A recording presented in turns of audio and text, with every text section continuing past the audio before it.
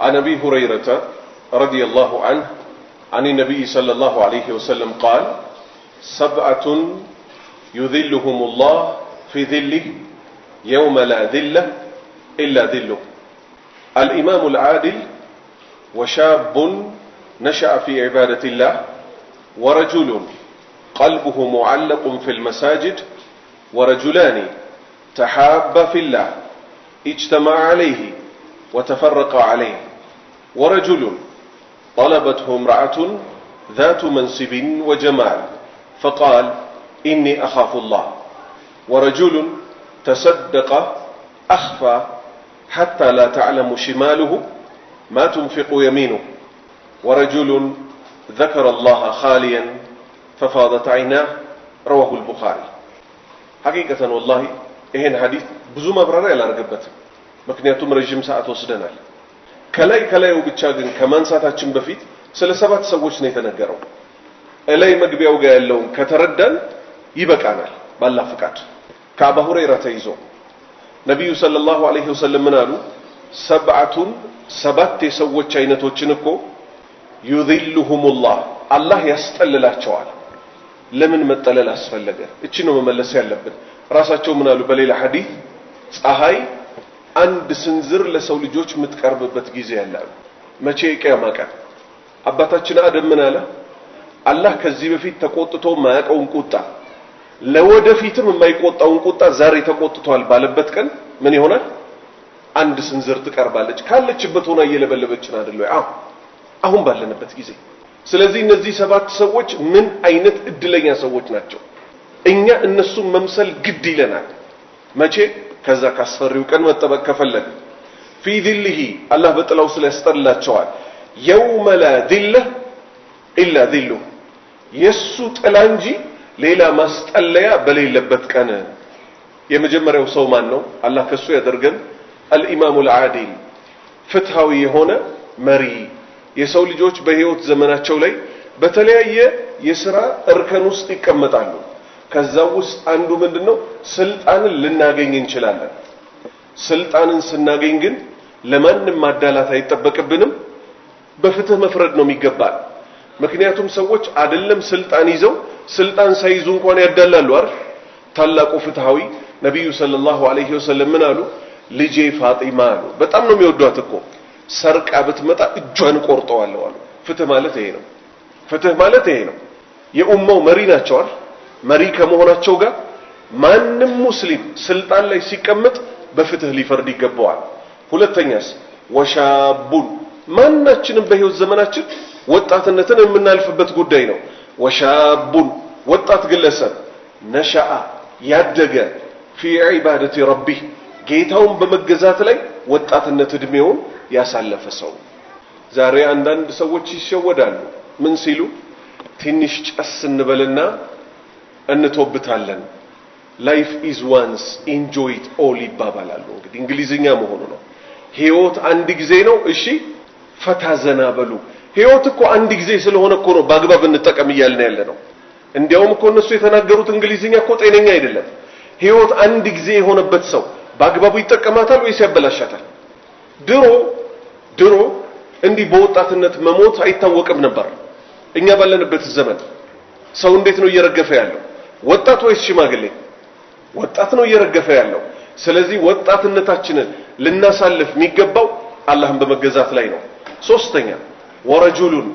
ያ ግለሰብ ቀልቡሁ ልቡኮ ሙዓለቁን የተንጠለጠለች ናት ፊል መሳጂድ ያላህ ቤቶችን ነው የሚያስበው መብራት ቢጠፋ ለሱ ደንታው አይደለም አዛን ስንት ሰዓት እንደሚል ውስጡ ክሊክ ያደርግለታል እንጂ አዛን ጠብቆ የመሳሰለው አይደለም ልቡ ከመስጂድ ጋር የተገናኘ ሰው ስለሆነ ይሄ ሰው ወረጁሉን ግለሰብ ቀልቡሁ ልቡ ሙዓለቁን ፊል መሳጂድ ከመስጂዶች ጋር የተገናኘ ነው የዚህ ሰው ልብ ይሄም ሰው አላህ ከሚያስጠልላቸው ውስጥ ይሆናል ወረጁላኒ ሁለት ግለሰቦች ተሐባ ተዋደዱ ውዴታቸውን የመሰረቱት ደግሞ ፊላህ ለአላህ ሲባል ብቻና ብቻ ከኢማን ስራ ሁሉ በላጩ ለአላህ ብሎ መውደድ ለአላህ ብሎ መጥላት ከዛስ اجتمع عليه ለአላህ ሲሉ ተዋደው ጓደኛ ማቾች ሆነው وتفرق عليه በዚህቹ መንገድ ላይ በሁለት መንገድ ተለያዩ አንድ ወይ አገር ለውጦ ይሄዳል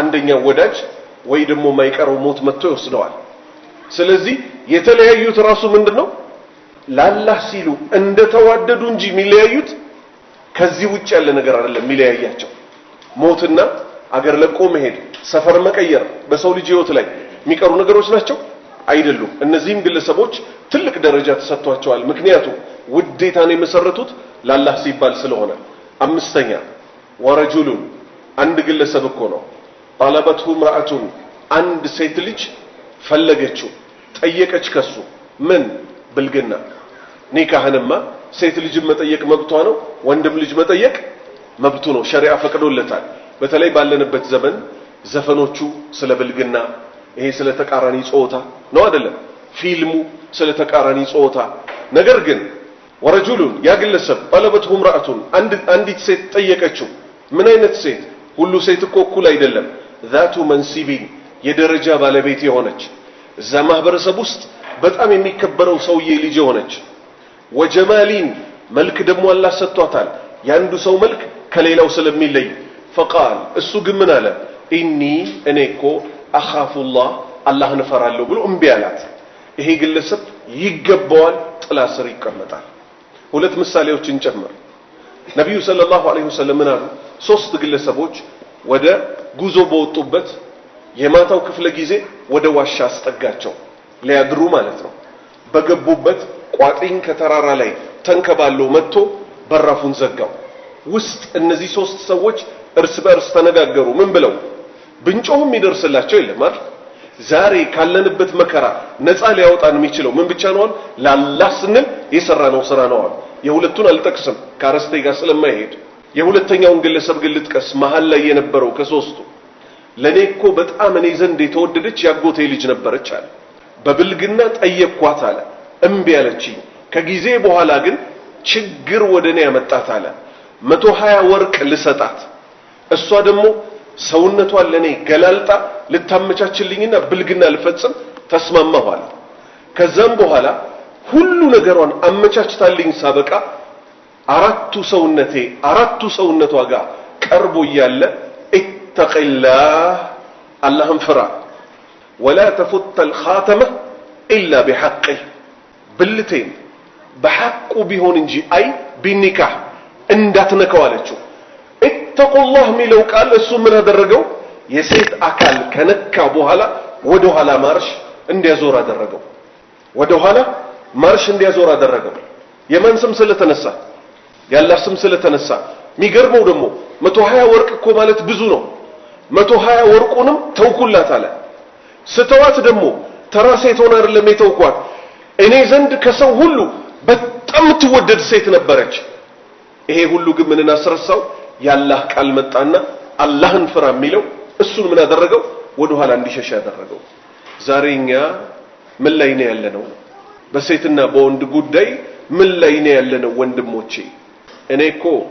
ጃስ በሉኝ እንጂ ጃስ ካላችሁኝ እኮ ተረክልና በትበት ብዬ ስልኳን ቅብሌሽንማ እኔን የሚችለኝ እኮ የለም አረባክ እሳቱን አስታውሰዋል ፀሐይ አንድ ስንዝር የምትወርበትን ቀን አስታውሳታል ሚቀባበልህ ቀን ይመጣል አትሸወድ ዩሱፍ ካሰኛቸው ጉዳዮች ውስጥ አንዱ ምንድነው መልካቸው ለእስር ቤት ሰበብ ሆናቸው መልክ ይለያያል አይደል ራሷ ስታሳድጋቸው የነበረችው ሴት ባል ያላት ያቺ የባለስልጣን ሚስቶች ምን አይነት ሴቶች ናቸው በውበት የተካኑ አይደል በሮችን ሁሉ ዘጋች ወገለቀቲል አብዋብ ቤት ውስጥ አሉ የሚባሉትን በሮች ሁሉ ዘጋች መውጫ የለም وقالت هيت لك ናስቲ ያለች ምን ፈልጋ ኒካህ ሊሆን አይችልም አንድን ሴት ሁለት ወንድ ሊያገባት ስለማይችል ብልግና ፈልጋ የሱ መልስ ምን ሆነ قال معاذ الله እኔ በአላህ ተጠብቃለሁ አለ በአላህ ተጠብቃለሁ ብሎ አልቆመም واستبق الباب ወደ በሩ ሩጫውን ሄደ አውጣኝ ጌታዬ ሆይ ከዚህ መከራ ምክንያቱም አላህ ምን አለ ወለቀድ ሐመት به وهم بها እሳቸውም ሰው ናቸውና ከዘልክ አንዱም በርግደው ሲወጡ ከበሩ በስተጀርባ ባልዋ ተገኘ ነገሩን ግልብጥ አደረገችና ቤተሰብህን በሸር ሚፈታተን የሆነ ሰው ወይ እስር ቤት መታሰር ወይ ኃይለኛ ቅጣት መቀጣት እንጂ ሌላ ምን አለው አለች። ለሳቸው ምን መልስ አላቸው? ማን መስካሪ ያላቸው? በእንዲህ አይነት ቦታ የምትታመነው እሷ ናት ወይስ እሱ? እሷ ነበረች አይደል? የፈሩት ጌታ የተዘጉት በሮች ውስጥ የፈሩት ጌታ ነፃ ወጣቸው። መስካሪ እሳቸው የሚያውቁት ሰው ቢመጣ ለሳቸው አዳልቶ ነው ይባላል አይደል? የራሷን ዘመድ አላህ ምን አደረገ? ወሸሂደ ሻሂዱን ሚን አህሊሃ ከሷ ቤተሰብ የሆነን መስካሪ ያደረገ። ያን ህፃን ልጅ ትልቅ ሰው ነው ቀድሞ ተነግሮት ነው እንዳይባል ገና ባንቀልባ ላይ ያለ አፍ ያልፈታ ልጅ አላህ እንዲመሰክር አደረገው። ምክንያቱም እሳቸው በኃይል በሮጡበት ሰዓት የጀርባ ጀለብያቸውን ይዛ ብልግናውን ፈልጋ እሳቸው መንጭቀዋት ሲሄዱ ጀለብያውን ከጀልባ ቀደዋለች። ሌላ ፍርድ ሊመጣ ማለት ነው። ምን ፍርድ መጣ? ጀለብያውን የቀደደችው ከፊት ከሆነ እሷ እውነቷን ነው እሱ ዋሽቷል ተባለ። ሴት ልጅ እውነት ልትደፈር ቢሆን ኖሮ ደፋሪ ከየት ነው የሚመጣው? ከላይ። እሷ ከምንድነው የምትከታተለው? ከፊት ያለው ልብሱን ትቀድበት ነበር። ባለጌዋ ግን እሷ ከሆነች እሳቸው ሲያመልጡ እሷ ደግሞ ከጀርባ ልብሳቸውን ቀደደች፣ ተፈረደባት። ልብሱ የተቀደደው ግን ከጀርባ ከሆነ እሱ እውነቱን ነው እሷ ውሸቷን ነው ተባለ። ባዶ ክፍል ውስጥ የፈሩት ጌታ እሳቸውን ነፃ ወጣቸው። በማን አንደበት? ገና አፉ ባልተፈታ የማን ዘመድ የሆነ? የራሷ ዘመድ የሆነ። ስለዚህ አላህ ባሪያዎች ሆይ የሴትና የወንድ ጉዳይ እንደ ቀልድ የሚታይ አይደለም። በተለይ ባለንበት ዘመን እኔ እኮ ማንም አይችለኝም ቀላል ሰው መሰልኳችሁ? ታክሲ ውስጥ አይዋለሁ የገዛ ወንድማችን ይደወልለታል ከሴት ይላታል። አላወከኝም እንደ ስትለው እሱ ግራ ገብቶታል። ለምን? ከአንድ ሴት ጋር አይደለም የሚጀናጀነው ከሺዎች ጋር ነው። እና ረሳኝ እያስለቀሳት ነው። እኔ ላንቺ ብዬ ምን አለሽ ብትይ ምናምን ብሎ እሷ ውስጥ ገፍቷል። ከፍቶ ማለት ነው በርግዶ። የገዛቱ ላይ ግን እንዲደረግበት ማይፈልገው ጉዳይ ነው። እንትና እኮ ነኝ ወይ አንቺ ስልኬ እኮ ጠፍቶ ይላታል ሲዋሻ። አዲስ ቀፎ አውጥተህ ነው ቀፎ በስቶብህ እንጂ። ስለዚህ ተመለስ ወንድሜ። ነጃ መውጣት ከፈለክ የጅንጀና መጨረሻው ክስረት ነው። እንዲሁ እንደው በፋርነት ምን ይባላል? እሱ እኮ ያራዳ ልጅ ነው ቺክ ያሽከረክራል ይባላል እንጂ ጥያቄው እውነተኛ በተጨባጭ ግን እሱ ነው አይደለም የተሽከረከረው። ወንድሞቼ ሚሽከረከረው ማን ነው? ጀንጃኙ እኮ ነው። ያራዳ ልጆች የሚባሉት ግን ስም ይሰጡታል። አረበያ አትቻልም እኮ ይሉታል። እውነት መስሎት ከመስጂድ ቀርቶ በየሲኒማ ቤቱ ይዞራል። ወንድሜ ተመለስ። ያ ፀሐይ አንድ ስንዝር በሚቀርብበት ቀን አላህ እንዲያስጠልል ከፈለክ አይደለም አንተ ተጉዘ ጀንጅነህ ልትጀነጅንህ ብትመጣ እንኳን ሴት ልጅ ምን ማድረግ ነው? ኢኒ አኻፉላህ እኔ እኮ አላህን እፈራለሁ ነው የሚባለው።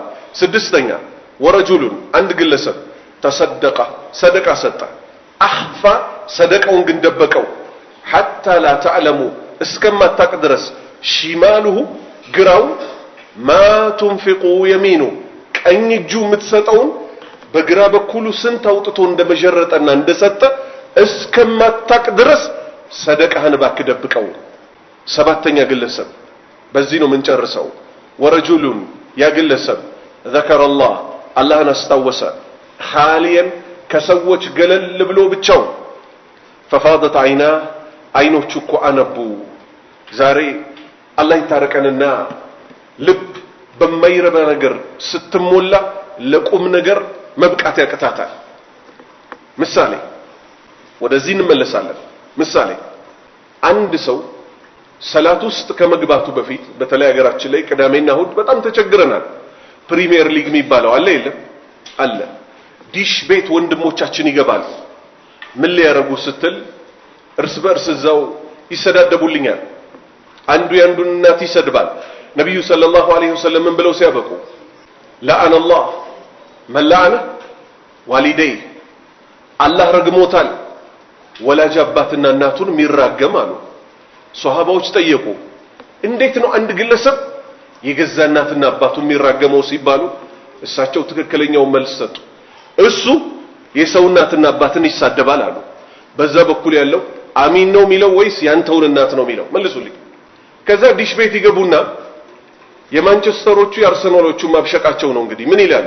የማንቼ ደጋፊ ለመሆን እኮ 12 መጨረስ አለብህ ይሉታል። የአርሰናሉ ይነሳና እናት እንደዚህ ትሁን ይላል። ሁለቱም ምኖች ሙስሊሞች ለከፋው ተጀመረ አልተጀመረ? ስራም ማበላሸት ባላህ መረገም ተጀመረ አልተጀመረ? ተጀመረ። ከዛ የኳሶቹን ፕሮግራም ይውልኝ እያዩአቸው አዛን ይላል። ጥለው እንዳይወጡ ቆይ እረፍት እስኪሆን ድረስ አስሉ አዛን ምን ማድረግ ነበር?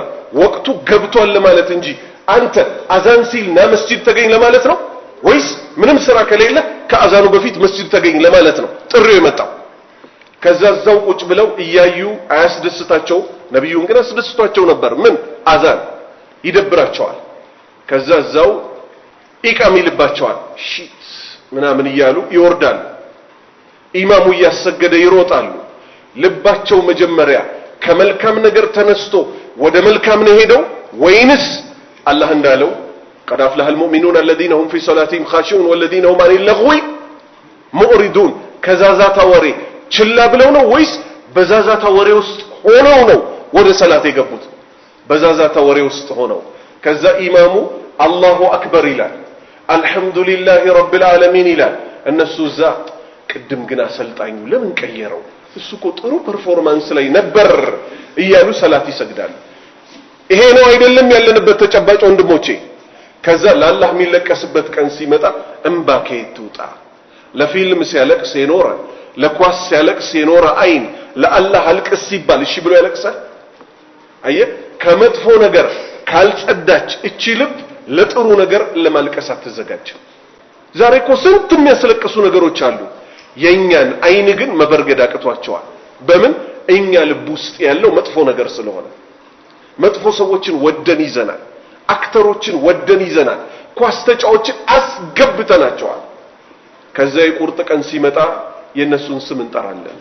የዛሬ 2 ዓመት የ14 ዓመት ልጅ የ20 ዓመት የ30 ዓመት አልላችሁ የ14 ዓመት ወጣት ህፃን ልጅ ቱርክና ሶሪያ ላይ የተነሳው መሬት መንቀጥቀጥ በተነሳ ሰዓት ድፍን ህንጻ ተደረመሰበት። ነብስ አዳኝ የሚባሉት ህንጻውን አንስተው ያ ህፃን ልጅ ወጣ በ14 ዓመቱ። ምን ትመኛለህ ከዚህ ድነሃል ሲባል ክርስቲያኖ ሮናልዶን መገናኘት ፈልጋለሁ አለ። ውሸት እንዳይመስላችሁ፣ ውሸት እኮ አይቻልም፣ ለማስተማሪያም ቢሆን። ነብዩ ሰለላሁ ዐለይሂ ወሰለም ምን ብለው ሲያበቁ ሁሉም ሰው ከሚወደው ሰው ጋር ይቀሰቀሳል፣ ሁሉም ሰው ከሚወደው ሰው ጋር ይቀሰቀሳል። አነስ ኢብኑ ማሊክ ምን ይላል? እንደዚች ሐዲስ የሚያስደስተን የለም አለ። የኛ ስራ ትንሽ ነው አለ። ነብዩ ሙሐመድን ሰለላሁ ዐለይሂ ወሰለም አቡበክርና ዑመርን እንወዳለን፣ እነሱም በመውደዳችን ምክንያት አላህ ከነሱ ጋር ይቀሰቅሰናል ብለን እንገምታለን አለ። ዛሬ ወንድሞቼ ራሳችንን እንጠይቅ። የፊልም የማየት ውጤቱ ምን እንደደረሰ ታውቃላችሁ? ፕሪዝን ብሬክ የሚባለው ፊልም ብዙ ሰው አይቶታል። እዛ ላይ ያለው ዋናው አክተር ስሙን መጥራት ማልፈልግም እዚህ ግብረ ሰዶም ነው። ሴት ሚስት የለውም፣ ከወንድ ጋር ነው የሚገናኘው። ፊልሙን በማየት ሙስሊሞች ስለወደዱት ግን ግብረ ሰዶም ነው ሲባል እኔ ግን አክቱ ይመቸኛል። ይሄው ምን አክቱ ደስ ይላል። አየሰው እንዴት አድርጎ ምርኮኛ እንደሚያደርግ ልታቅ ይገባል። ግብረ ሰዶም የሆነ ሰው ለአንተ ምን አክቱ ነው የሚጥም? አላህ ጠልቶት ሲያበቃ። ሌላውም ሴትዮ ኻቲማዋ ተበላሽቶ ሞተች። ልብ በሉ፣ ሴት ልጅ የወር አበባ ስታቆም የወንድ ስሜት የላትም ተብሎ ነው አይደል የሚወራው? አርጣለች ይባላል። ሴትዮዋ እየተነሳች የቱርክ ፊልም ታያለች። ሙሐመድ የሚባል ከኢሻ በኋላ የሚታይ ሞት መጣባት። ቤተሰብ ተሰብስቦ ላኢላሃ ኢላላህ በይላታል። እሷ ሙሐመድ እያለች ዱንያን ተላቀቀች። ስለዚህ ሙስሊም የሆነ ሰው ከፊልም ከኳስ ልብ ከሚቆጣጠሩ ነገሮች ሊርቅ ይገባዋል። ይሄው ኻቲማ ያበላሸ ነው። በተጨባጭ እውነተኛ የአላህ ባሪያዎች ያደርገን። ይሄን ረመዳን በአግባቡ እንጠቀም። እንዲህ አይነት ደርስ ያለባቸው ቦታዎች ላይ አንጥፋ። አላህ የጀነት ሰዎች ይበለን፣ ከእሳት ይጠብቀን። ሱብሃነከ አላሁመ ወቢሐምዲክ አሽሀዱ አን ላ ኢላሃ ኢላ አንተ አስተግፊሩከ ወአቱቡ ኢለይክ።